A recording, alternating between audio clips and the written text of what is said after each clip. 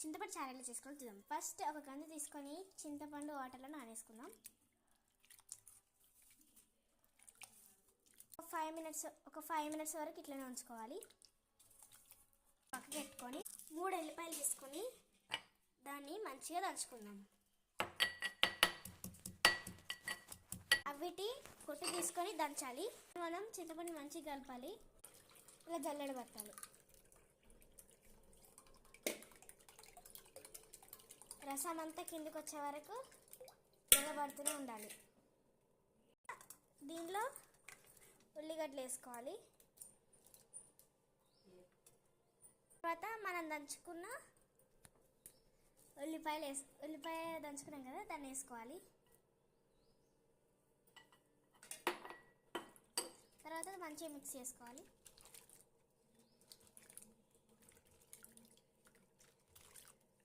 2.5 spoon ఉప్పు వేసుకోవాలి. 1 spoon కారం వేసుకోవాలి. కొంచెం మిక్స్ చేసుకోవాలి.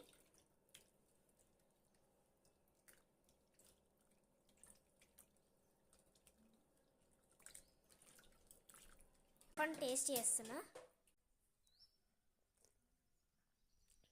సూపర్ ఉంది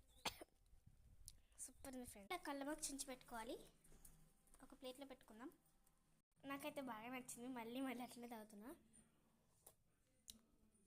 సూపర్. ఆ తర్వాత స్టవ్ మీద ఒక గంజి పెట్టుకోవాలి. 2 స్పూన్స్ ఆఫ్ ఆయిల్ వేసుకోవాలి. Oil మరిగాక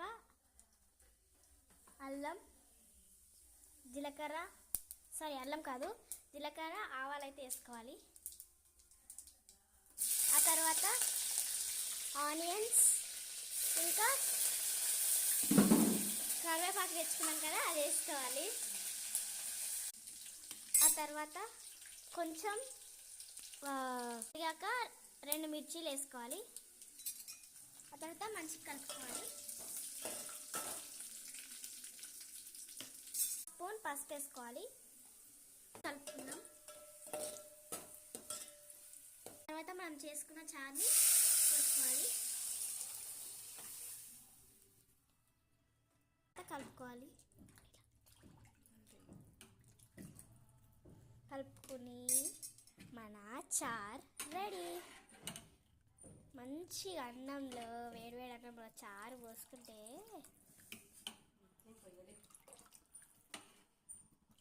bye guys, like and subscribe.